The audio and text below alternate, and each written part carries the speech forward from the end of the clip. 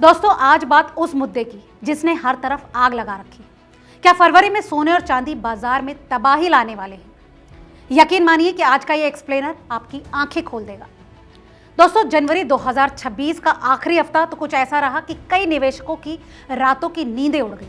सोना $5600 के पीक पर पहुंच गया और चांदी $120 के पार चली गई और अचानक धड़ाम कीमतें 10 से 35% तक नीचे आ गई। लोग घबराकर सर पकड़ रहे हैं, लेकिन जरा रुकिए, घबराने की ऐसी कोई बात नहीं।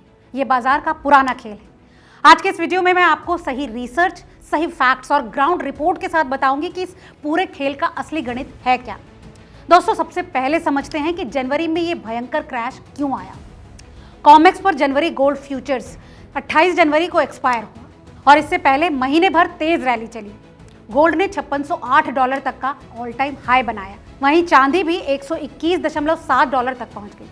वजह थी जियोपॉलिटिकल टेंशन, डॉलर की कमजोरी, सेंट्रल बैंक्स की भारी खरीदारी और सिल्वर की इंडस्ट्रियल डिमांड, खासकर सोलर, एआई और इलेक्ट्रॉनिक्स में। लेकिन एक्सपायरी डे पर बड़े ट्रेडर्स, हेज फंड्स और स्पेकुलेटर्स ने जमकर प्रॉफिट बुकिंग की। दोस्तों भारी सेलिंग से प्रेशर बढ़ा और 30 जनवरी को गोल्ड 9 से 12% गिरकर $4880 से $4900 के आसपास आ गया। चांदी का तो और बुरा हाल हुआ, 26 से 35% की भारी गिरावट। कॉमेक्स पर फरवरी गोल्ड फ्यूचर्स 11.37% गिरकर $4713.90 पर सेटल हुए और सिल्वर 31.35% टूटकर $78.29 पर। दोस्तों ये 1980 के बाद की सबसे बड़ी सिंगल डे गिरावटों में से एक थी। मतलब इतिहास ही रच गया। और अब इंडिया में क्या सीन हुआ वो देखिए। एमसीएक्स पर कॉमेक्स का असर डायरेक्ट पड़ा। 30 जनवरी को एमसीएक्स गोल्ड फ्यूचर्स 9 से 12% गिरकर 1,49,000 से 1,54,000 प्रति 10 ग्राम के आसपास सेटल हुए, जबकि पीक पर 1,80,000 था। सिल्वर मार्च कॉन्ट्रैक्ट 24 से 30% क्रैश होकर 2,65,000 से 3 लाख प्रति किलो पर आ गया, यानी 1 लाख रुपए प्रति किलो का भारी नुकसान।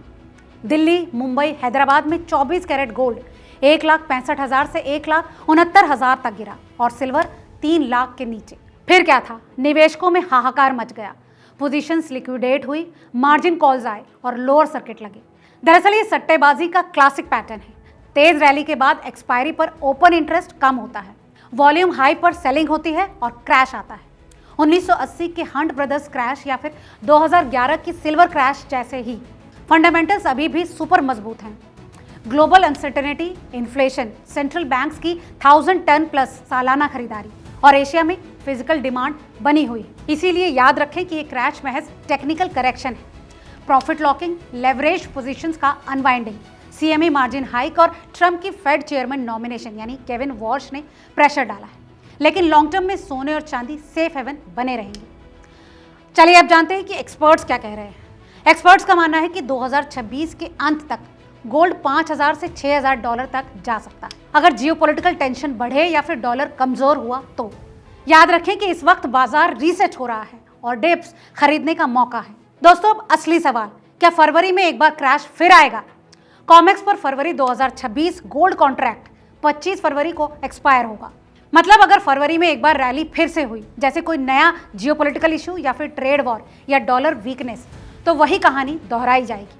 ट्रेडर्स प्रॉफिट बुक करेंगे, वॉलेटिलिटी बढ़ेगी और एक्सपायरी वीक में भारी क्रैश आ सकता है। मार्च की एक्सपायरी 27 मार्च को है और वो और बड़ी हो सकती है।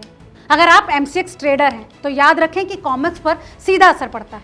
एक्सपायरी वीक में वॉलेटिलिटी बहुत ज़्यादा होती है। पोजीशन लेते वक्त एक्सपायरी डेट्स ज़रूर चेक करें, स्टॉप लॉस लगाओ और ग्रिड ट्रेडिंग या फिर हेजिंग यूज़ करिए। दोस्तों मार्केट क्रैश नहीं हो रहा है बल्कि रीसेट हो रहा है। ये डिप्स लॉन्ग टर्म इन्वेस्टर्स के लिए सुनहरा मौका है। तो अगर आप भी फिजिकल गोल्ड या फिर सिल्वर होल्ड करते हैं तो घबराइए मत, डिप्स ऐड करने का सही टाइम है। मगर साथ साथ ध्यान रखें कि सट्टेबाजों के खेल में ना फंस जाएं। रिसर्च करें, पेशेंस रखें और स्मार्ट तरीके से ही निवेश करें। तो अगली एक्सपायरी पर फिर से हाहाकार हो सकता है, लेकिन अगर तैयार रहेंगे तो डर नहीं। कमेंट करके बताइए कि आप इस क्रैश के बाद क्या प्लान कर रहे हैं, खरीद रहे हैं या फिर वेट करना चाहेंगे। आज की इस रिपोर्ट में फिलहाल इतना ही। याद दिला दें कि ये खबर महज जानकारी के लिए है, निवेश की सलाह नहीं है।